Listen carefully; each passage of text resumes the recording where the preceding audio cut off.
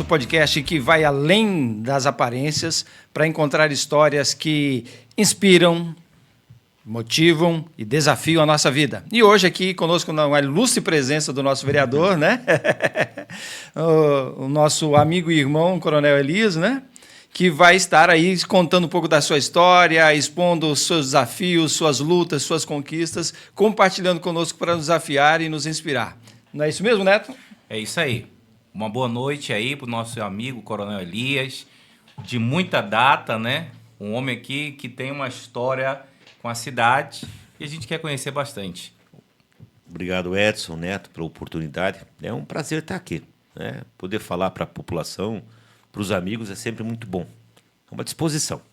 Maravilha. Então vamos começar conhecendo. Hoje o senhor reside em Cianorte, trabalha por Cianorte de longa data, é claro, mas qual a sua origem, sua cidade de nascimento?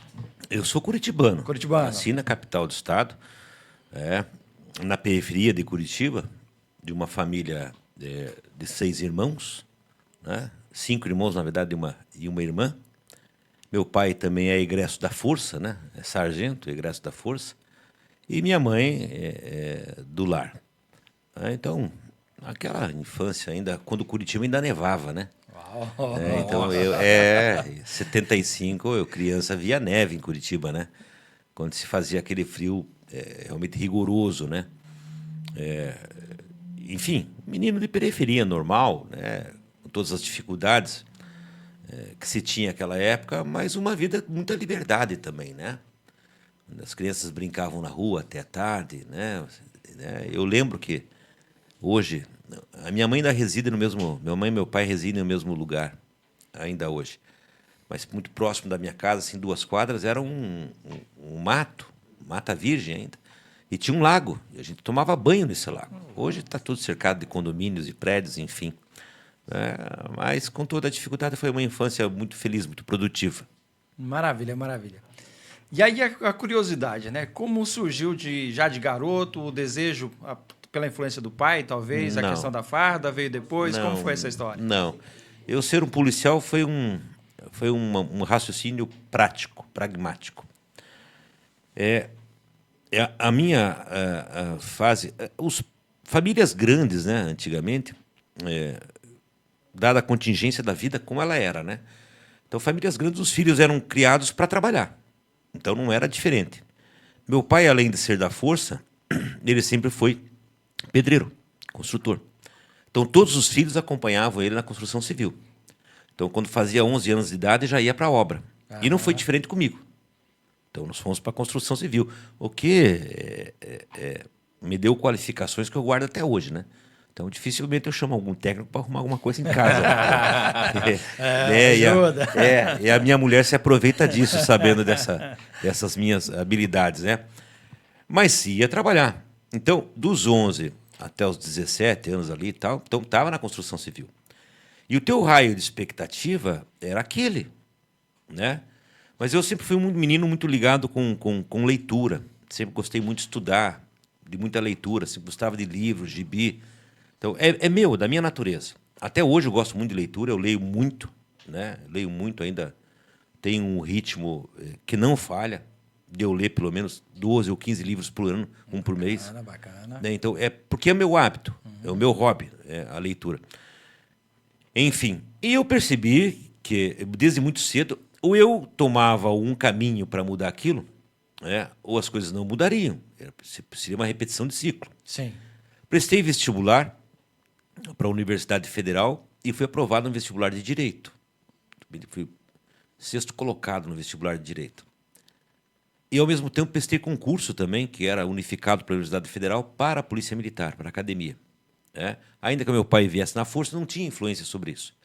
Quando eu disse, eu vou fazer Direito, mas é uma faculdade pública, ainda que pública, mas tenho que fazer, vou ter que trabalhar, né? Tenho que me sustentar, porque o pai não tinha condições, com mais filhos, de sustentar a educação paga, né? Ou, pelo menos, as exigências da Faculdade de Direito naquela época na Universidade Federal, que eram em 2 turnos, você estudava de manhã e de tarde. Sim. Então, você tinha 2 turnos de aula. E a academia de polícia, quando eu olhei lá, então, você entrava, ingressava na academia, passava pelos outros exames complementares, Ingressando, você já fazia parte da força. E como aluno, como cadete, né? Como aluno da Escola de Formação de Oficiais, que é um curso superior, é bacharelado em Segurança Pública, você já ingressava no estado do Paraná. E, portanto, percebia salário desde o início do seu primeiro mês como aluno. Você fala, poxa, os caras vão me pagar para estudar? Né? Aí compensa. Com garantia de carreira. Então, foi uma decisão muito, muito pragmática naquele momento. Então, olha, foi porque estava vocado desde criança. Não é bobagem. Não posso ser insincero dizer que foi isso. Não foi. Foi uma decisão prática de um jovem com poucas expectativas naquele momento. Mas foi uma boa decisão, porque a vocação veio durante a formação. Né? Sim. Sim, durante os anos de formação, é claro que a vocação despertou e eu percebi que aquele era o meu bom lugar. Era o lugar que me estava destinado de alguma forma, que me faria bem. Sem nunca ter largado a minha vocação também para a leitura, para estudar. Então, a Polícia Militar também me ofereceu, com a estabilidade do emprego, a possibilidade de você estudar, se especializar, se formar, né? E daí ter uma atividade paralela, que é a própria educação, né? Sim. Né? E fazer toda a formação. Então, esse despertar para a carreira policial veio durante a formação. Quando eu me formei, eu já tinha absoluta certeza, né, que aquele era o meu lugar. Né? O lugar de Aristóteles. Né? Você tem que descobrir qual é o teu lugar no mundo, né? Para que você serve. Coronel, e quanto tempo você ficou na Polícia Militar?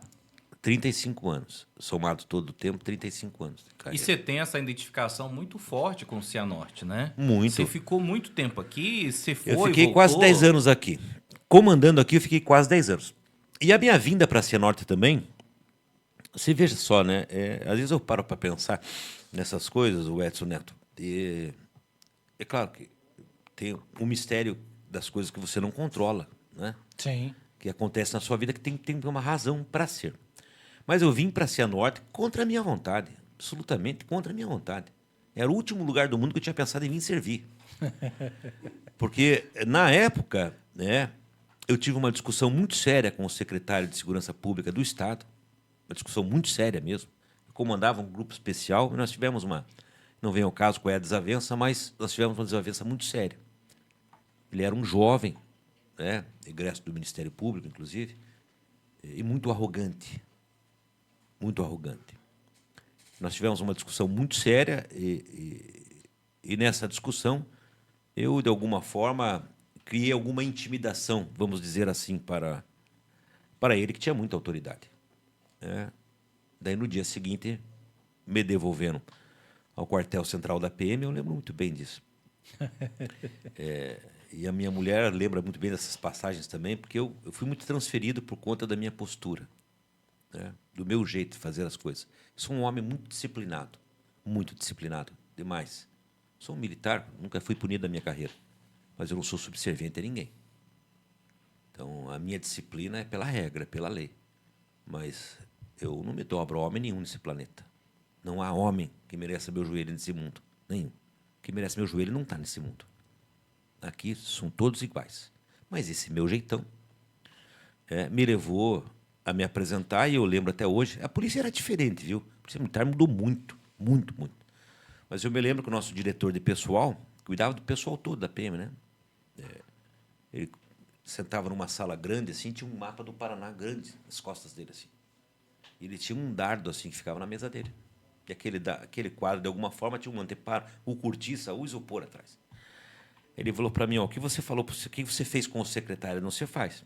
Eu vou jogar esse dardo aqui, aonde ele bater, você vai ser transferido. Dá sorte. Olha só. Foi nesses termos. E ele jogou o dardo e o dardo caiu em Bandeirantes. Em Bandeirantes. Aí, naturalmente, eu tive que me apresentar ao comandante-geral da PM, que me deu mais um sabão. Você tem que mudar o teu jeito, etc e tal, aquela coisa toda. Só, tem Bandeirantes, tem Bandeirantes, tinha Francisco Beltrão e tem Cruzeiro do Oeste. Eu, sabendo como era a estrutura naquela época, eu falei, eu vou escolher o pior, porque se eu escolher Bandeirantes, eles vão me mandar para Cruzeiro. E o Cruzeiro, naquela época, era o nosso batalhão, tido o batalhão mais longe, o 7º Batalhão. Aham. Então, ser transferido para Cruzeiro era um castigo para quem vinha da capital, né? Como eu sei que eles vão me mandar para o Cruzeiro mesmo, eu já escolhi Cruzeiro de cara. Aham. Eu sei que vai acontecer. E vim para o 7º Batalhão. Cianorte pertencia a Cruzeiro do Oeste. Sim. Fiquei alguns meses no batalhão ali. E então, a 3ª companhia, que era a Companhia de Cruzeiro, e eu solicitei ao comandante do batalhão um comando da companhia. Eu era capitão.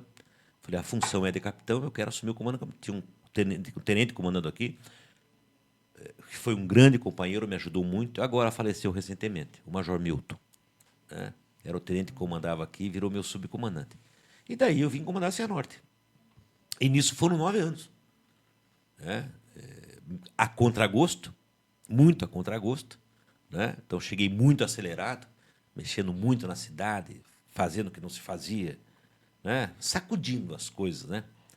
Mas era um momento também que a cidade passava uma crise de segurança pública muito forte, muito violenta, muito assalto, muito roubo, assalto à residência, sequestro. E a gente fez um bom combate nesse período. Né? Acalmamos a cidade, reduzimos os índices de criminalidade. Não foi sem enfrentamento, não foi sem custo. Né? Não foi sem custo para nós, não foi sem custo para a sociedade. Mas tive muito apoio da Polícia Civil, delegado Ítalo Seca, um grande amigo que fiz para a vida. Né? Ministério Público, Poder Judiciário, que tanto me deram apoio. A Prefeitura, era na época passando do seu Flávio para o seu Edno. Peguei esse período de transição. Sim. Então, com o seu Flávio foi muito tranquilo, foi um ano ali, com o seu Edno foi um bom tempo. Apoiavam muito, todos apoiavam muito a Polícia Militar. O seu Edno ficou 2 mandatos, né? Então foi um bom. A gente fez uma coisa muito boa junto, né? Essas Forças Unidas pela sociedade. E no caminho fui me afeiçoando pela cidade. Né? Então, como eu vinha de uma atividade que era atividade de criminalidade organizada, combate a crime organizado, grupos especiais, normalmente infiltrados, normalmente a paisana, normalmente sob sigilo, né? Uhum. E vim de volta para a atividade de tropa, de rua, de ter contato com as pessoas, porque a atividade de inteligência é uma atividade ingrata, né? Porque você faz um grande trabalho, Sim. mas você não pode aparecer, não deve aparecer, né? Aham. Então, às vezes as pessoas veem, puxa, o batalhão tal lá de choque ou o batalhão especial apreendeu 40 toneladas de cocaína. Você acha que, através de uma denúncia anônima, você acha que é isso mesmo? Uma denúncia anônima? Isso tem um trabalho de inteligência gigantesco. Com certeza. De homens e mulheres que são anônimos, que não podem aparecer, porque a natureza é não aparecer. Então, você não leva nem mérito para o que você faz. Né? Você só faz. Só faz, é o teu trabalho. Mas voltar a ter esse contato com a comunidade, voltar para a atividade operacional de ponta, foi muito bom. E eu fui muito bem recebido na cidade. Né? As pessoas me tratavam com muito respeito. A gente dava esse retorno naturalmente com o serviço, mas... E a cidade começou a me tratar com muito carinho. Né? Reconheceu, recordo, reconheceu o coronel, nosso trabalho. Né? O Edson, eu lembro, eu trabalhei uma época, o senhor deve lembrar, do programa que era o Hora da Notícia. Sim. E aquele programa Os tinha uma irmãos audiência... os irmãos Batista. Eles tinham uma audiência fantástica. E eu cheguei a trabalhar um tempo com eles, quase 2 anos, e a gente... E é aquilo que você falou. O Batista faleceu, né? O primeiro, o Batistão mesmo, faleceu. Faleceu. E a gente tinha muita matéria. Depois, o pessoal até fala, o coronel começou a diminuir. Então, diminuir as matérias. Aí, é verdade. graças a Deus. Mas assim, eu lembro que você ganhou uma notoriedade, um respeito muito grande da comunidade. Mas né? não foi uma coisa pensada, assim, de autopromoção. Eu senti essa cidade... Porque como a crise de segurança era grave, as pessoas estavam inseguras, elas precisavam que aquilo que representava a segurança pública, ou em parte dela, né, pelo menos a segurança ostensiva, preventiva da Polícia Militar, que ela fosse e assumisse esse papel, falasse com as pessoas, acalmasse as pessoas, dessem garantias, se comprometesse com a população. E é por isso que eu passei a frequentar muito meios de imprensa, rádio e televisão, nunca negava nenhuma entrevista.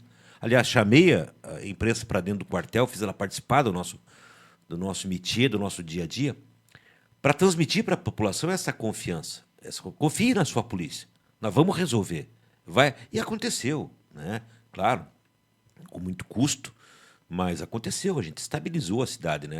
A gente goza hoje de índice de segurança pública que foram construídos lá no início dos anos 2000. Né? Não um trabalho meu. Não tem nenhum maestro com uma banda ruim. Então, pode ser o melhor maestro do mundo, com uma banda ruim não vai funcionar. O trabalho de segurança pública, qualquer trabalho social, qualquer trabalho em função do público, é um trabalho coletivo. Então, eu tive a oportunidade de trabalhar com grandes policiais aqui.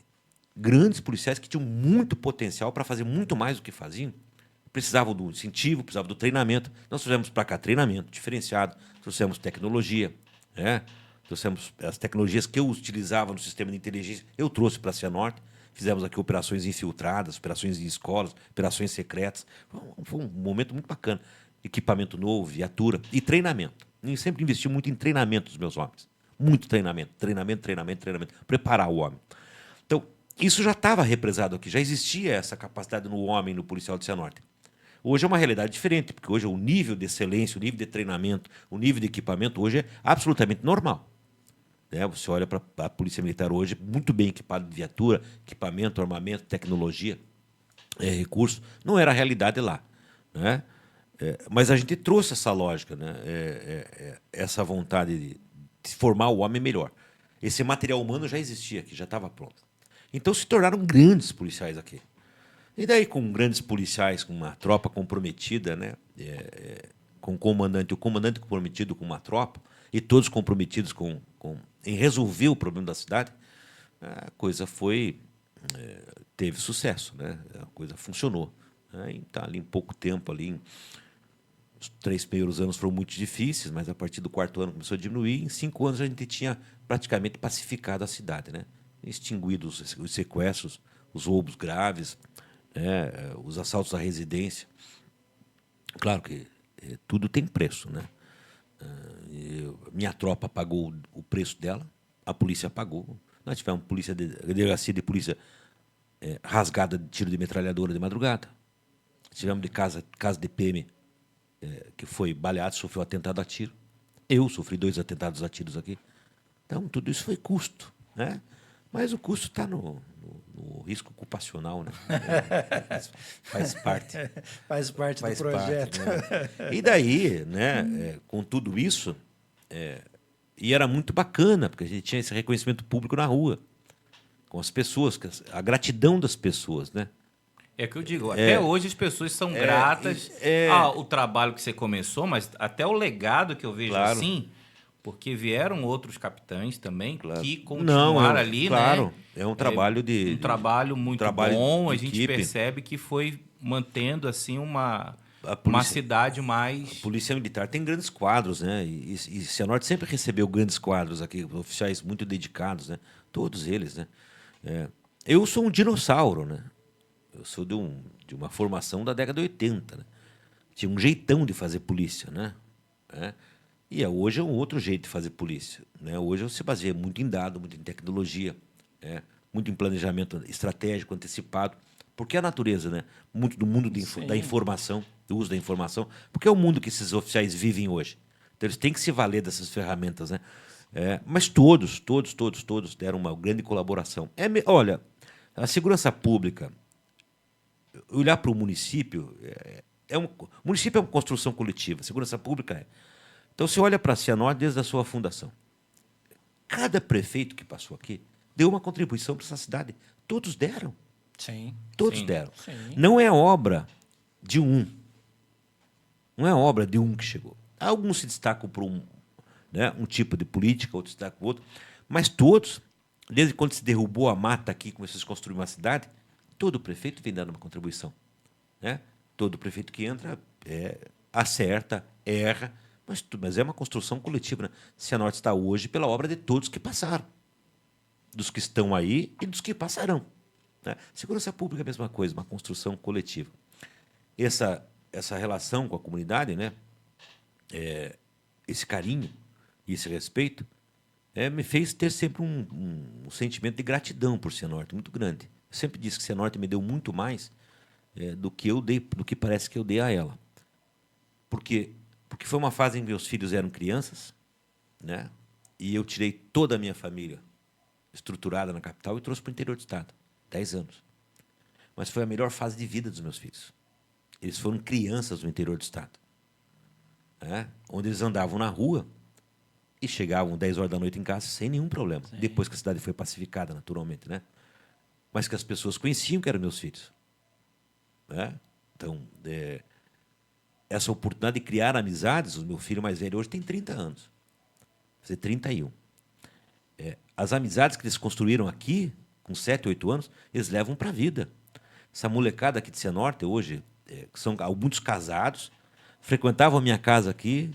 Quando eu saí daqui, continuaram frequentando a minha casa, tiravam férias comigo, voltaram a frequentar. Hoje muitos estão casados, têm filhos, ainda frequentam a minha casa. E são amigos dos meus filhos ainda, todos eles. Bacana. Amizades que ficaram para a vida. Sim. Amizades para a vida, né? Recentemente, agora, ainda fui no casamento de um menino aqui de Cianorte, né? Que me chama de tio, que me adotou como padrinho. É um grande advogado, um grande talento, que é de dentro da minha casa, um cianortense. Entende? Que criou com criança, estava comigo, e hoje me tem essa consideração de padrinho, certo? Se preocupa muito comigo, me ajuda bastante quando tenho questões jurídicas a resolver. Então, isso ficou para a vida. Então, eu sempre disse que eu sempre devi muito mais à sociedade do que ela me deu, porque ela me deu naquela fase da vida. Melhor fase da minha vida como carreira profissional e como carreira e como espaço familiar, né, para a minha família. Depois, claro, saí, tive que andar, fui para a fronteira, enfim. E isso também que me motivou. Eu sempre, nunca mais, depois de ter passado por aqui, nunca mais ter perdido o contato com o Cianorte. Eu saí, fui transferido para outros lugares, fui para a fronteira, fui para o litoral do estado, voltei para a inteligência, mas sempre com o pé aqui. Sempre com o pé aqui, sempre com o pé aqui, sempre com o pé aqui, até que 2020 voltei, né? 2021, né? Me aposentei, deu meu tempo, aí voltei. Voltei para cá, claro, com um convite político, né? Não era inicialmente a minha intenção fazer nenhuma carreira política, e não quero. Não quero. Mas a política apareceu. Se eu não posso mais contribuir com a cidade pela segurança pública, então vamos tentar contribuir com a cidade de uma outra forma, né? Bacana. Fazendo Coronel, política. Sua história é muito... Vai longe, hein, cara? Tem boa, muita hein? história. Nós vamos para um pequeno intervalo. Claro. E a gente já A volta. gente já volta. E aí, na volta, a gente vai falar o quê, Edson? Vamos falar um pouco sobre a sua carreira acadêmica e depois, mais para frente, a gente vai falar sobre a questão da política em Cianorte. Okay? Vamos lá.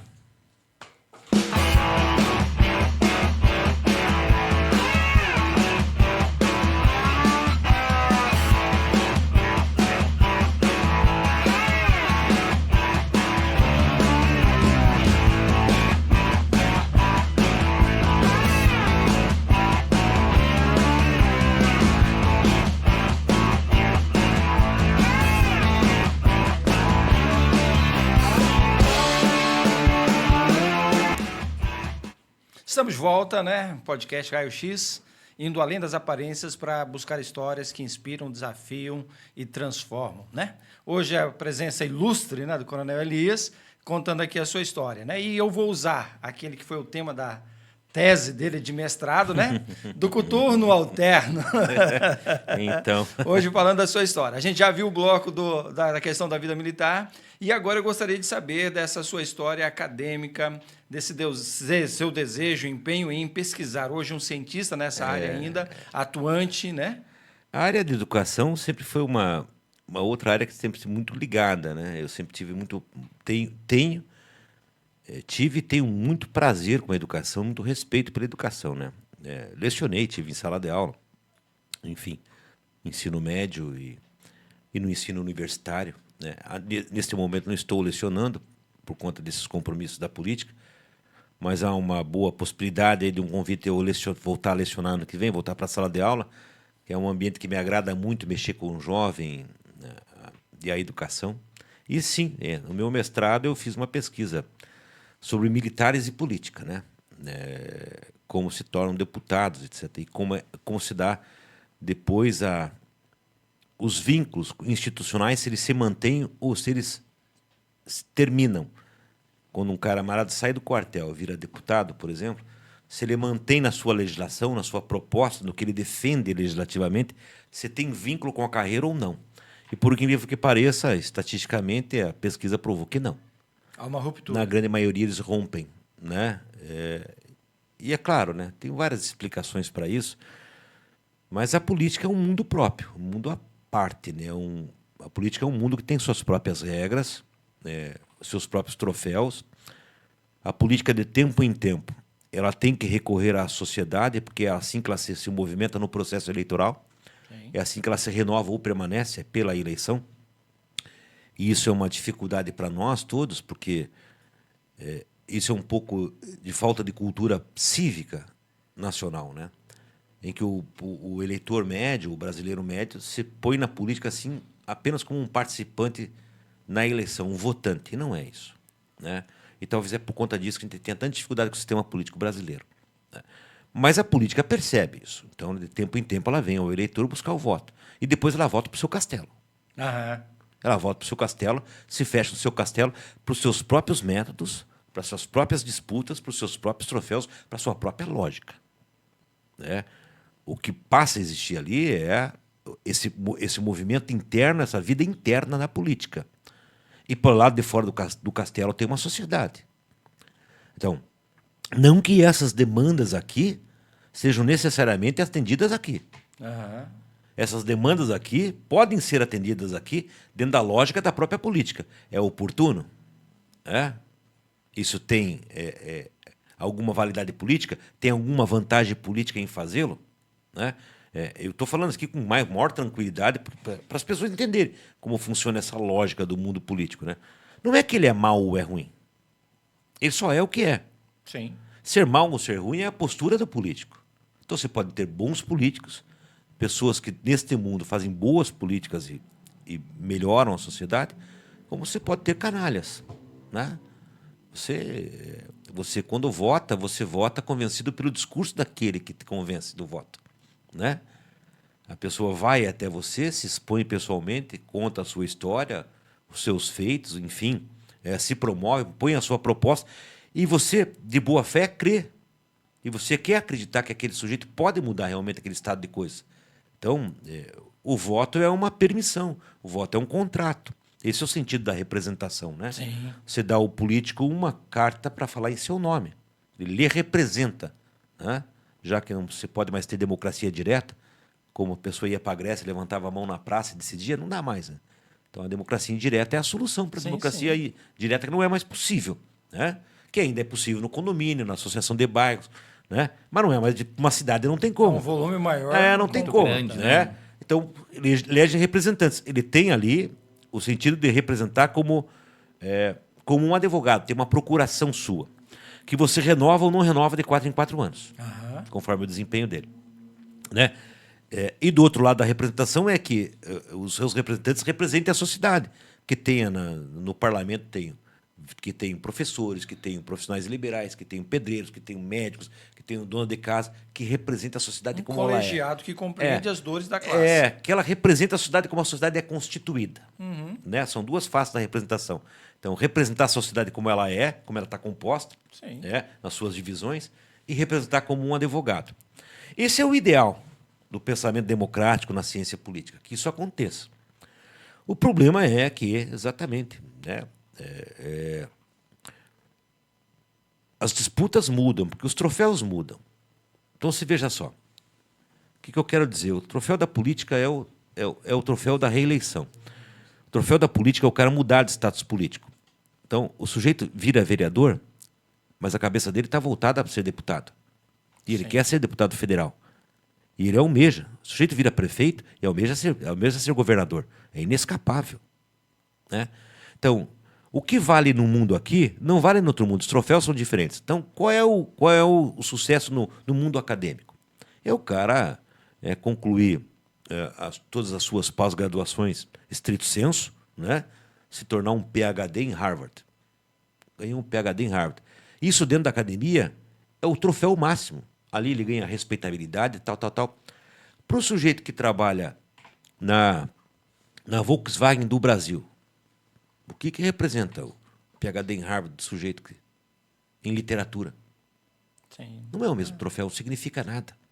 Então, o troféu da política é se manter no poder e ascender E cargos políticos. Subir de nível. São outros troféus. Aham. Então, a disputa se torna interna.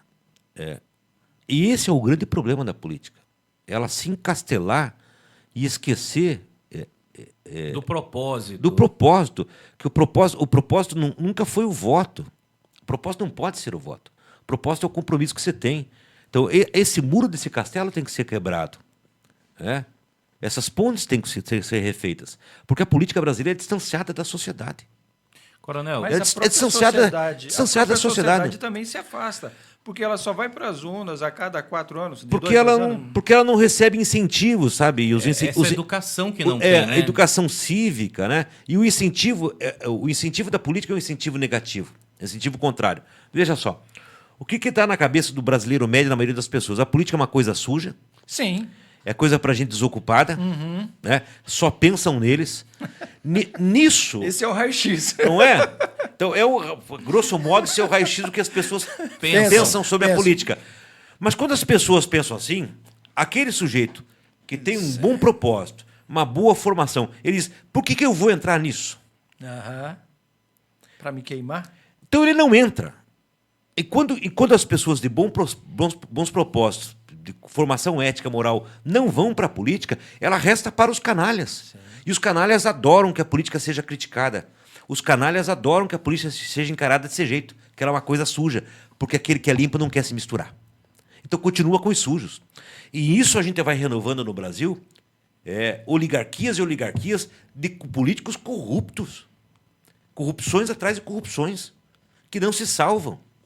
Aí você olha o sujeito lá, 4 vezes de senador, com 35 processos. Como é que pode um negócio desse? Eles vão se renovando, porque os bons não querem esse espaço. Sim. Então, a formação cívica, a cultura, levar a política como formação, e aí eu falo como professor de ciência política, como pesquisador, seria importante ter no currículo das escolas, da formação das escolas, a partir do ensino médio, obrigatoriamente a ciência política. Sim, entender como funciona essa ciência. Entender como é que funciona esse sistema. Né? Para que as pessoas vejam que o sistema é possível de operar mudanças. Porque nada se opera fora da política no mundo democrático. A única forma de se operar alguma coisa automaticamente é nas ditaduras. Porque vale a vontade do ditador. É o único lugar onde você tem a liberdade absoluta. A liberdade é do ditador. Nas democracias há regras. Nas democracias há processos. Nas democracias há sistemas. Então, quanto mais pessoas bem intencionadas estiverem nesse sistema, o sistema vai melhorar. Sim. Então, isso tem que começar com a formação, tem que começar nas escolas. Então, o cidadão médio brasileiro ainda entende que o papel dele é só votar. Não é. Ele é o dono daquele mandato, foi ele que entregou aquela procuração. O coronel, foi ele que permitiu. De certo modo, a gente começa a ver uma pequena mudança na mentalidade das pessoas, mas muito sutil, porque a gente percebe que as pessoas, como você falou, muitos acabam sempre tendo aquele pensamento do político. Né? Você, por exemplo... Os políticos fazem por merecer, viu? Fazem. Você teve como secretário, né? Sim. Você fez um bom trabalho, a gente sabe que você estava ali atuando. E aí veio esse clamor de muitas pessoas, que eu lembro, a gente falando, não, vem de vereador. Na verdade, você foi cogitado para ser vice-prefeito. Sim. Agora, fala pra gente, passado aí já mais de 100 dias de mandato como vereador, como é que você está sentindo, como é que está sendo? Para mim, vou dizer que tem algum momento que eu acho esquisito. Né? Porque eu conheço a política como ciência, né? Então, fiz ciência dela e faço ciência dela. Então, hoje eu sou um observador de mim mesmo, né? Eu sou o meu objeto de pesquisa, né? Não, eu saí de lá da posição daquele que observava o político para me tornar um político. Então, às vezes ainda tenho que me centrar onde é que eu estou, né? Aonde eu entrei. Boa parte da minha formação acadêmica, da minha teoria acadêmica sobre a política, eu vi ela confirmada nesses 3 meses. Que ela é um mundo à parte, que ela é um mundo com as suas próprias regras, que ela tem seus próprios troféus, que o desejo que alimenta um político é o próximo cargo político. Então, isso eu vi se confirmar nos meus olhos. Eu não estou fazendo crítica de valor aqui, não é isso, não. Né? Dizendo que o que esse mundo tem que fazer é esse mundo colar nesse mundo de cá. Né? Então, para mim, ainda, alguns momentos é muito estranho. Mas também, eu percebi o quanto se pode fazer. politicamente? Quanto se pode produzir politicamente? Né? Digo pela minha própria experiência. Né? São 3 meses praticamente 3 meses, 4 meses de mandato. Né? Eu tenho já duas legislações aprovadas. Uma legislação que cria o orçamento participativo em Cianorte, onde as pessoas todas, por plataforma digital, poderão sugerir onde se gasta o dinheiro público, como se gasta o dinheiro público, indicar para a lei orçamentária onde é que querem que faça as obras. Porque às vezes o gestor diz, eu quero fazer uma praça em tal lugar, mas é o que precisa em tal lugar? Se você não ouvir a comunidade, você não vai saber o que ela precisa.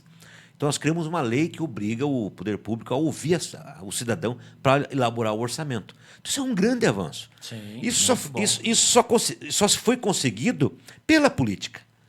Porque teve que fazer o projeto de lei, teve que passar pela Câmara, teve que ser aprovado. Sem o projeto político, talvez a gente não tivesse o orçamento participativo. Então, a política é uma boa ferramenta.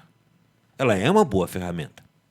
Ela é indispensável, na verdade. Claro, indispensável. Uma segunda legislação que nós aprovamos, só para título de ilustração, de exemplo, o Cianorte ela recorre a uma série de entidades sociais, confessionais ou seculares, na sua maioria confessionais, evangélicas ou católicas, que dão um suporte gigantesco para o município, para demandas que são próprias do poder público, que são dele, que não deveriam ser terceirizadas, mas pela necessidade logística tem que terceirizar. Recuperação de drogaditos, acolhimento de moradores de rua, Sim. crianças em situação de risco social. E aí nós temos Casa Ester, Betânia, Gainha da Paz, Sou Vivo, e uma série, Sasbem, uma série de instituições confessionais ou seculares, na sua maioria confessionais, ou seja, com formação cristã, com vocação cristã, que acolhem sem números, milhares de crianças e jovens e pessoas todos os dias para dar assistência. Como é que o município faria sem essas entidades? A resposta é não faria. Imagine se nós tivéssemos que repetir hoje, o município tivesse que repetir público dele, todas essas estruturas por conta própria, com funcionários e estruturas físicas. É impraticável, não há orçamento que chegue. Sim. Então você contrata essas entidades. O que acontecia com elas?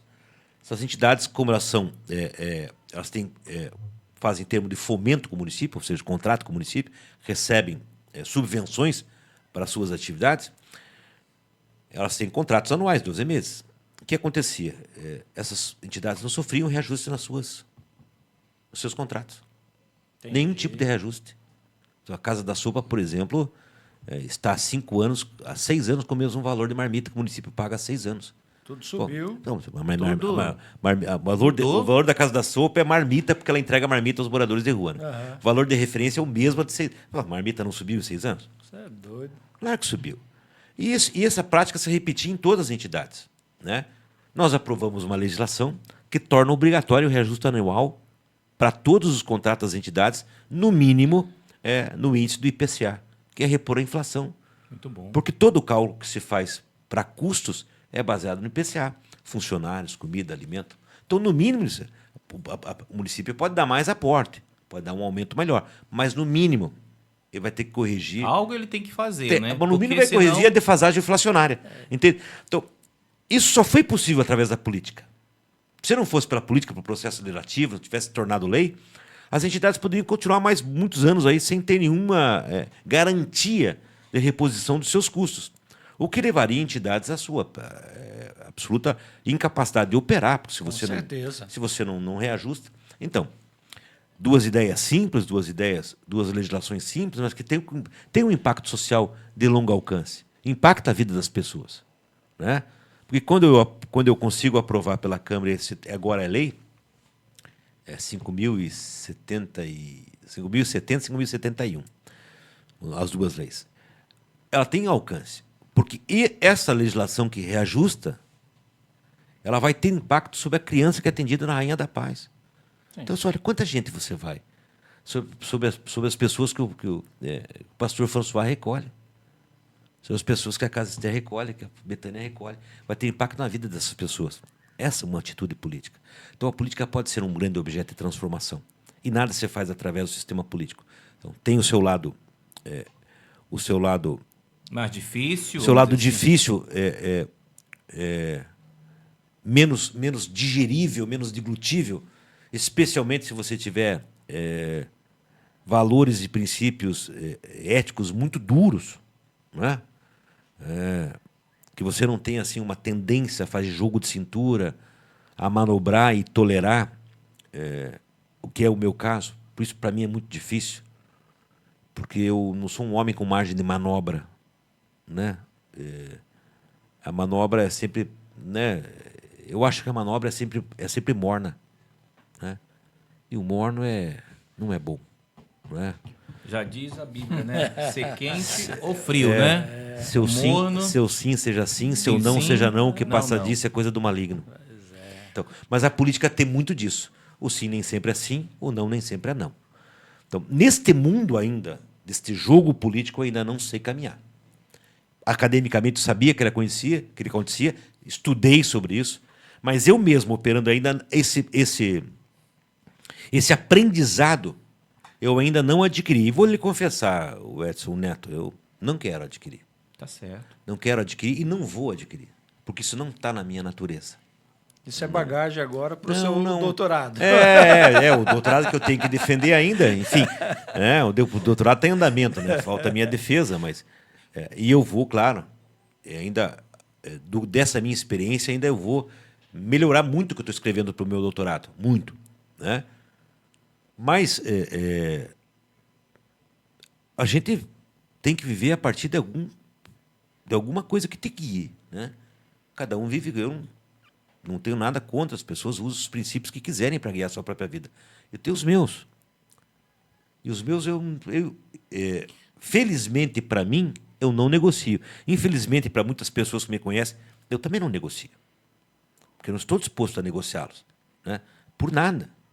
Nem por conta. Sabe? Às vezes, alguns colegas me falam o seguinte: olha, pô, se você continuar desse jeito, porque, né, eu tenho um jeito duro de lidar com as coisas.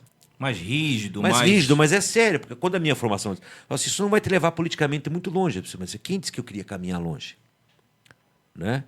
Eu me coloquei à disposição voluntariamente para essa campanha, foi minha escolha, porque eu quero dar uma contribuição para a cidade mesmo. Mas eu não quero fazer disso nenhuma carreira política, não tenho pretensão disso. Não quero fazer disso alavanca. Porque se eu fizer, eu caio no mesmo sistema. Eu entro aqui pensando ali na frente, não é isso que eu quero. Eu quero cumprir um bom mandato nesses 4 anos, fazer boas propostas para a cidade e fazer o papel que é de um vereador, fiscalizar. Fiscalizar insistentemente, rigorosamente, o tempo todo, o bom uso do dinheiro público, porque é nosso dinheiro, é o dinheiro de todos. O gestor municipal, o executivo, ele tem uma autorização para gastar teu dinheiro. O dinheiro não é dele. E tem alguém que é escalado pela Constituição para ser o fiscal desse que gasta, que é o legislativo. Esse papel que eu faço. Então, se isso vai ter frutos políticos ou não, realmente não me interessa. Eu quero falar sobre essa questão. Não estou preocupado. Coronel dos Frutos, nós vamos para mais um pequeno intervalo. Estamos aqui hoje, né, com a direção do nosso amigo ali, Solimar. Vai botar o intervalo. Na volta, a gente quer falar sobre esses frutos. Porque eu ouço, Coronel, o pessoal comentar bastante aí, já do seu trabalho e de um futuro político. Daqui a pouco a gente volta.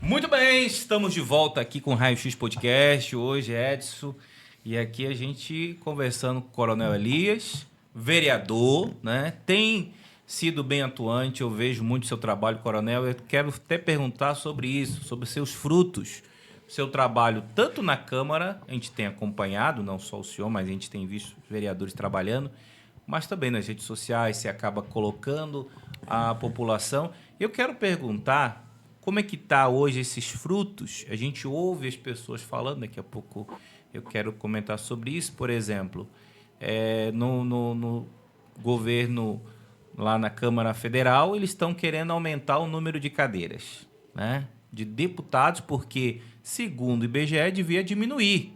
Aí eles já estão fazendo um ajuste. Isso vai mexer com a cadeira nos estaduais, né? Vai mexer com toda a política. Os municípios também. Os municípios. Cianorte, particularmente, eu não posso ser hipócrita, eu sempre falei que eu sou a favor de ter mais vereadores, até para a gente poder ter mais representatividade. Cianorte cresceu bastante. Mas eu quero ver a sua opinião. O que o senhor acha desse acréscimo de vagas no deputado federal? E como é que está sendo os seus frutos aí, conforme a população? Olha, são dois aspectos, né? O primeiro aspecto é o aspecto legal, né? Do que a legislação atualmente determina. Cianorte poderia ter até 17 vereadores.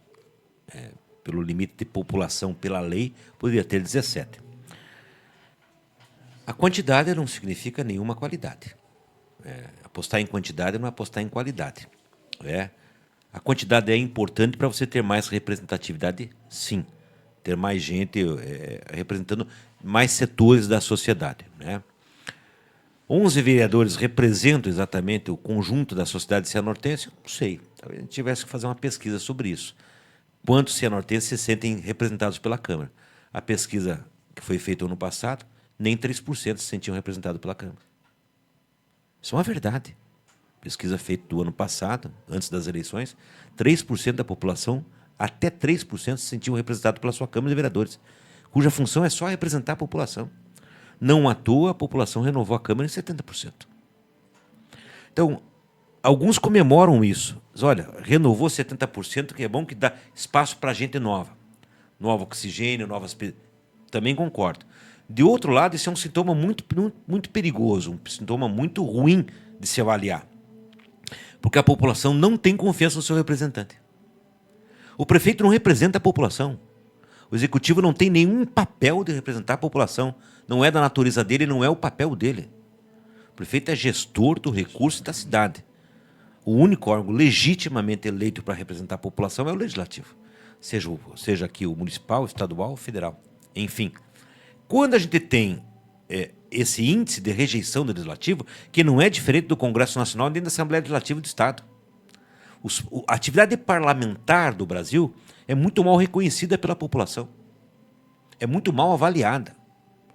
E, em grande medida, isso se dá pela responsabilidade dos próprios parlamentares.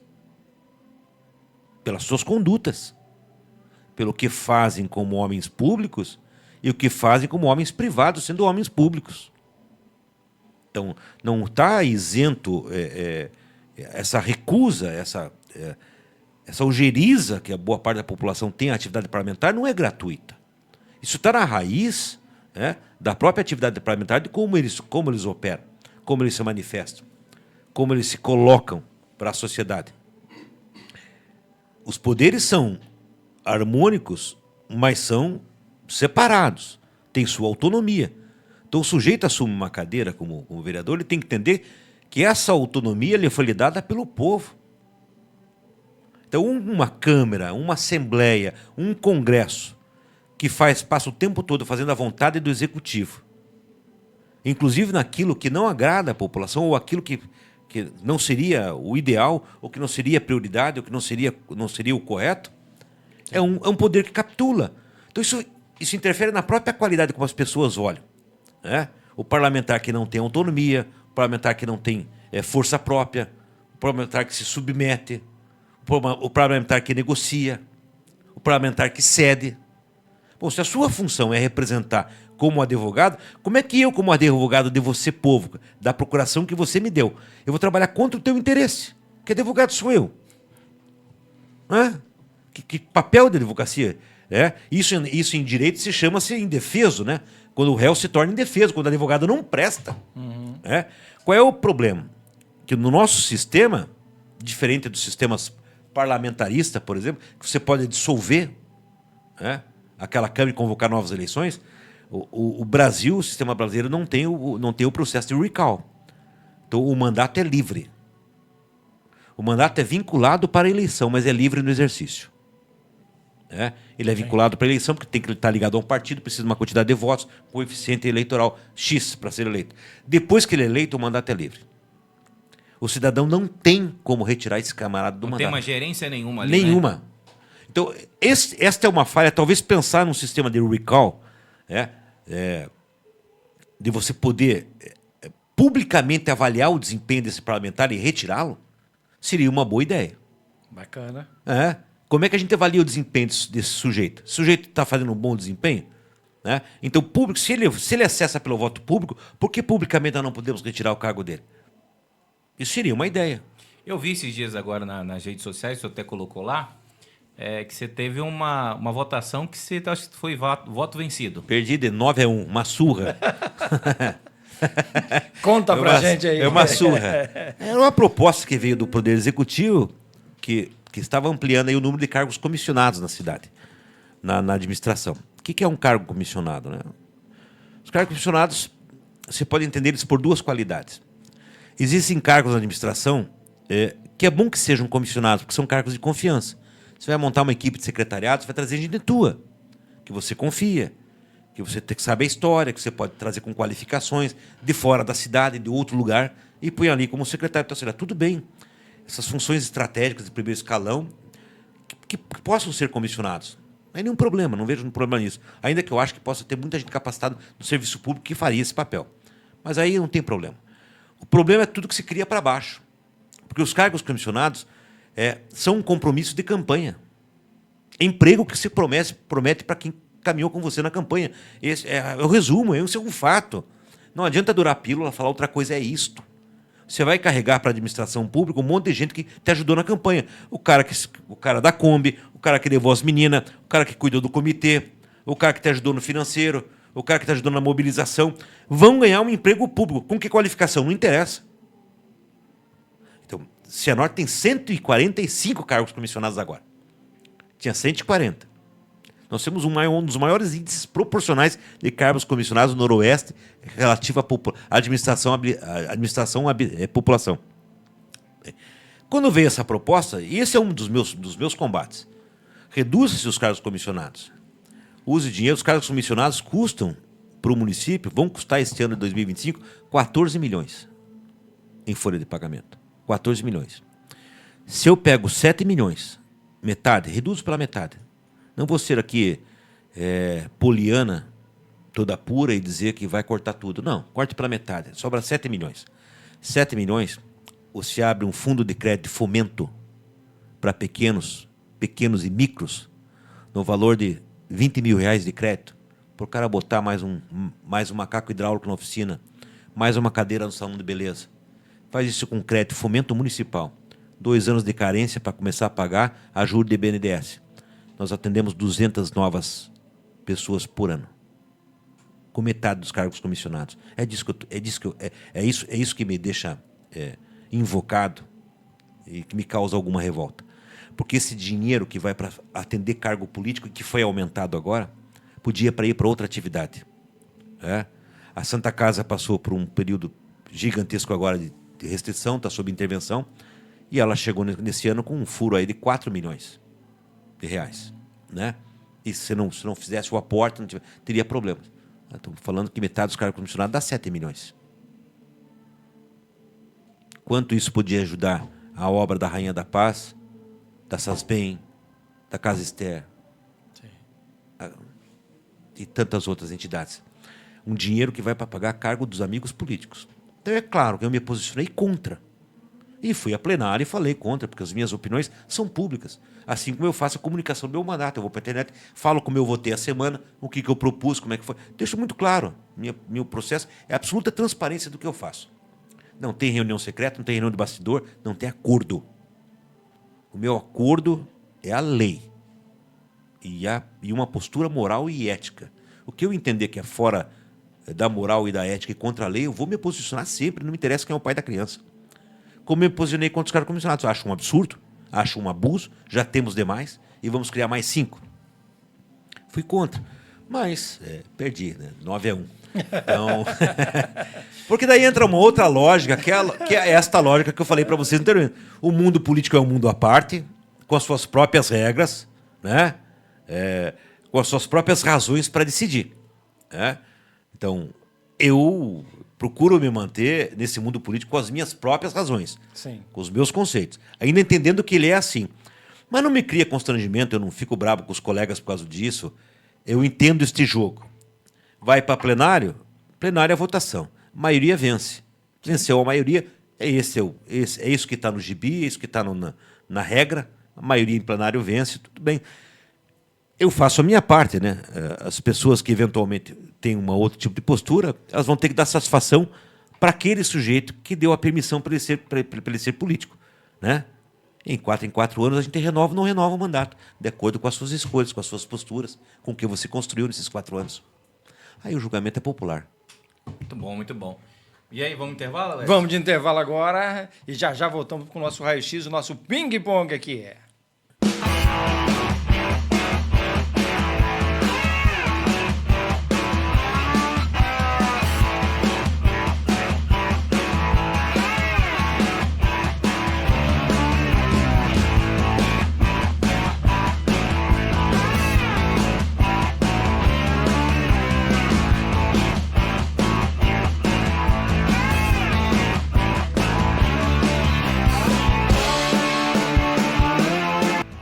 Estamos de volta, né? Sou Raio-X Podcast.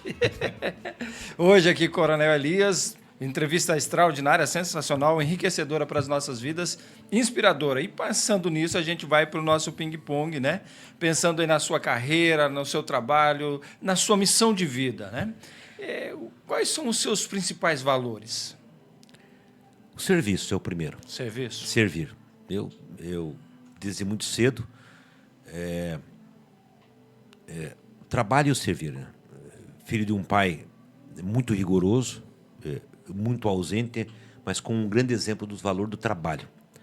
E uma mãe que sempre serviu. Sempre serviu. Eu tenho lembranças... Minha mãe está com Alzheimer hoje, né?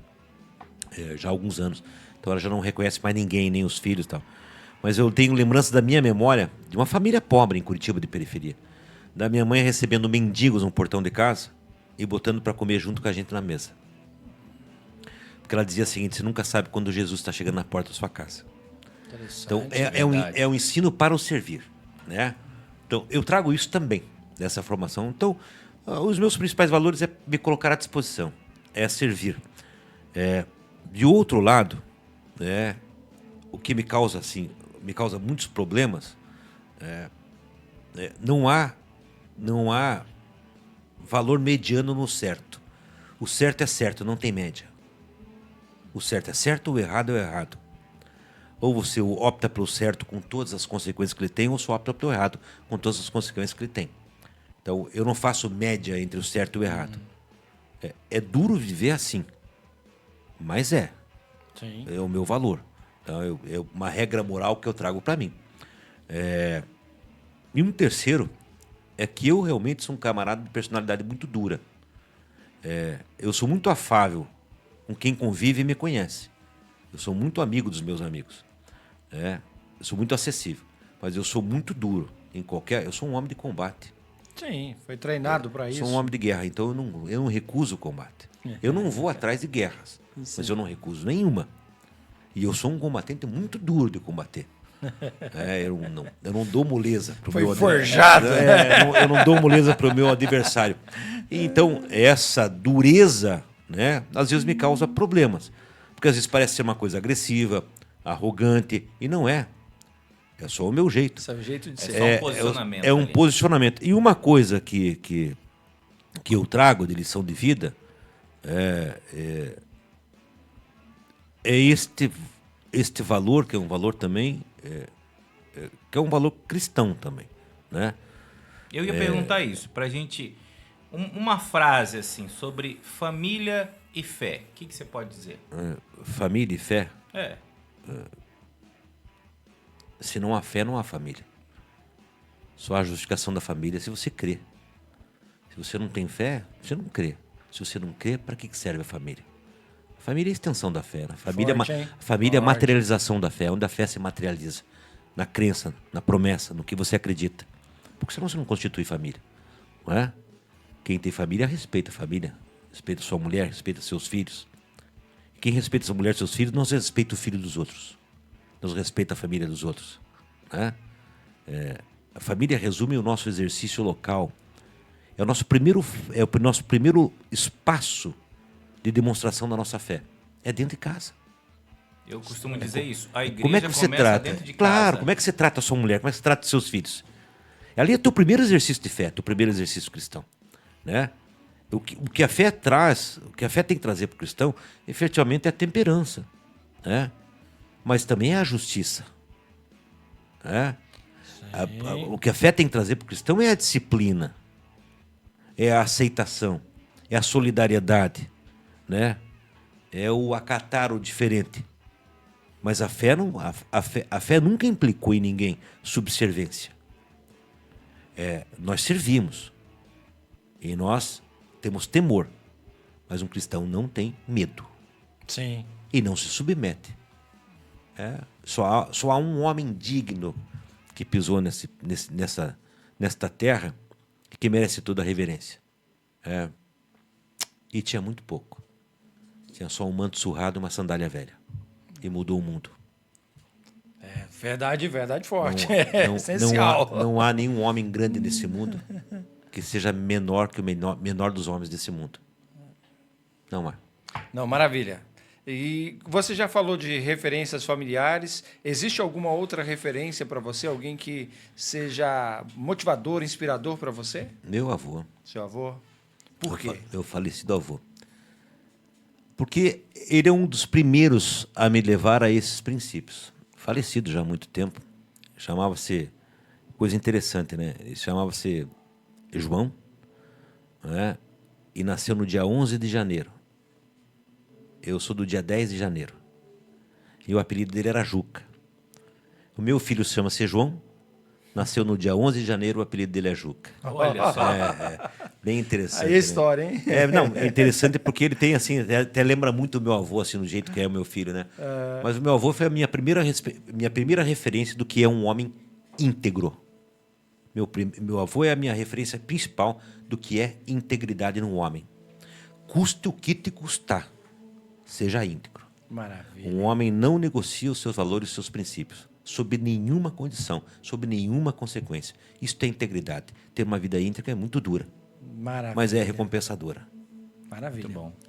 Cianorte, o que Cianorte representa para você? Veio contra gosto, mas se apaixonou pela Não, a cidade. cidade hoje está no meu coração, né? Cianorte é mais uma oportunidade de continuar servindo, né? É o que eu quero fazer, continuar ajudando a cidade.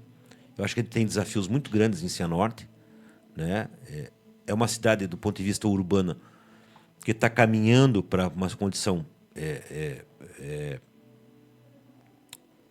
adequada, né? Nós ainda temos questões muito sensíveis em Cianorte para resolver, do ponto de vista do desenvolvimento urbano mesmo, né? Como é que a gente vai alocar mais pessoas, resolver o déficit habitacional sem isolar pessoas no final da cidade, como é o caso do Bem Viver hoje. Claro, são casas e tal, mas você está isolando uma comunidade lá. Como é que a gente traz essa comunidade mais perto do serviço? E quanto mais cresce, como é que a gente leva serviços públicos para lá, creches, escolas? Então, ela tem desafios urbanos gigantescos, Cianorte. Mas um desafio principal de Cianorte, que é crescimento e renda. Ela tem que achar mecanismos para se industrializar, inovação, novos caminhos, porque a gente tem que gerar mais renda. Cianorte é uma cidade que tem emprego. Nós temos. Ainda que nossos registros do CAGED, né, do Cadastro Geral, sempre a gente tem emprega mil, desemprega mil, emprega mil, desemprega mil, vem ali num certo equilíbrio, né, de vagas, e ocupações e demissões, mas ela é basicamente uma cidade que produz uma grande classe operária assalariada. E salário na sua base não gera renda. Salário é subsistência. Então, para a gente gerar renda, a gente tem que botar mais dinheiro para circular. Criar novos empregos, novas oportunidades que gerem renda. Porque a renda, que é o excedente do salário, é que vai levar o sujeito a trocar o micro-ondas, a televisão, ir mais na pizzaria, né? Comprar um outro carro. Circular mais. Fazer o dinheiro circular. Então, se a gente não gera condições de renda, a gente não gera condições de crescimento. E esse é um grande gargalo, um grande desafio que o Cianorte tem.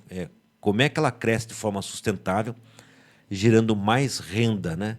Mais renda é mais riqueza, é mais distribuição, mais gente atendida e, naturalmente, que você diminui um outro dado que é muito preocupante quando você lida com o Cianorte. Nós já tivemos a questão de 1 ano e pouco atrás, nós tínhamos 25 mil pessoas no Bolsa Família em Cianorte. No Bolsa Família, não. 25 mil pessoas sendo atendidas em algum tipo de programa social, de benefício social, incluindo o Bolsa Família, a BPC e tantos outros programas. Hoje nós temos perto de 20 mil pessoas. Mas temos uma cidade de 80. Um contingente muito grande, né? Então, proporcionalmente, você está trabalhando com 1/4 da cidade que precisa de algum benefício social. Sim. Então, isso é muito preocupante, porque você tem aí uma massa de pessoas que estão no mercado de consumo, mas o mercado de consumo desqualificado, porque é um mercado de consumo de bolsa, porque a pessoa recebe a bolsa e vai comprar comida. Sim. Então, isso gera alguma economia e é muito importante isso. Vai ajudar na sobrevivência. São quase 60 milhões por ano desses programas põem na cidade, de repasse. Mas isso não gera autonomia para as pessoas. Não as liberta, não dá autonomia. E não gera renda, não gera excedente. Então, esse é um grande desafio. É o desafio que você acha que Eu acho que o maior desafio que a Cianorte tem hoje é como é que ela cresce, gerando renda especialmente. Como é que a gente gera oportunidades. Fica aí para nós pensarmos. Nós temos aqui municípios aqui perto que deram esse impulso. Em algum momento foram para esse caminho, né? Paranavaí deu uma grande crescida economicamente, né? Você vê Campo Mourão mesmo investiu muito. Deu um salto em educação superior, especialmente tecnológica. Vocês têm uma série de startups e empresas de tecnologia em Campo Mourão que são um primor. Então, não significa que a gente abandone a nossa natureza. Nós somos uma cidade do interior do Paraná, do noroeste do Paraná, portanto, um perfil agro. Então, o agro é uma grande saída para a Cianorte, né? Nós somos a capital do vestuário, não precisamos abandonar isso. Sim. Mas como é que a gente transforma o vestuário com mais renda, mais rentável? Como é que a gente passa até com mais tecnologia, como é que a gente né? passa do agro para além da atividade do frigorífico, né? Para outras atividades do agro, né? A cadeia produtiva do agro. Estamos falando em máquinas, tecnologias, equipamentos, etc. E tal. O que a gente pode agregar no que é já a nossa natureza, que é a nossa vocação, para melhorar as condições de renda, aumentar a riqueza, diminuir pobreza, né? Deixar as coisas mais equalizadas e, no fim, ter uma cidade mais feliz. Falou, a coisa mais importante é aumentar a riqueza do povo, diminuindo a pobreza e dando mais qualidade de vida, né? Olha, não é piegas, não, Neto. Não é nada piegas, nada, né? Isso é óbvio, isso é lógico, isso é cristão. Não existe uma cidade que seja boa para poucos. A cidade tem que ser boa para todos. Ela pode ser muito melhor para alguns, em função da sua própria natureza, suas condições, né? Da sorte que teve, do que está tudo bem, não há problema nisso. Nenhum problema. Mas a cidade não pode ser boa só para poucos. Ela tem que ser boa para todos. E pode ser excepcional, excelente para alguns. Mas ela tem que ser boa para todos. E Cianorte não é boa para todos. Essa é uma realidade. Basta ir em qualquer cooperativa de recicladores de Cianorte para ver a realidade daquela gente. Você vai ver que ela não é boa para todos. Edson, eu acho que a gente vai ter que chamar o Coronel para um outro programa. Meu irmão. Porque, graças a Deus, o homem tem conteúdo. Tem assunto, Mas a gente está chegando no final desse Raio X Podcast. Eu quero agradecer nosso irmão Edson aqui, você, Coronel. Eu que agradeço. Né? Nosso amigo aí, pessoal que veio junto. Porque a gente sabe do seu trabalho. Você sabe que nós aqui admiramos o seu trabalho. A gente sabe, como eu falei, estou acompanhando você nas redes sociais. Inclusive, gente, vai estar as redes sociais do Coronel, tá? A gente vai colocar aqui, a gente vai estar dando uma grande divulgação e muito obrigado. Eu que agradeço pela oportunidade, Neto, Edson, muito obrigado a todos aí. Solimar já de longa data também, e estamos sempre à disposição para um próximo Raio X. Maravilha. Que Deus abençoe a todos nós. Fiquem com Deus. E sempre interagindo, comentando e compartilhando com nós ideias novas aqui para o Raio X, para que nós possamos abençoar, inspirar e desafiar as nossas vidas aí para uma vida melhor. Fica aí o nosso grande abraço. Abraço, gente.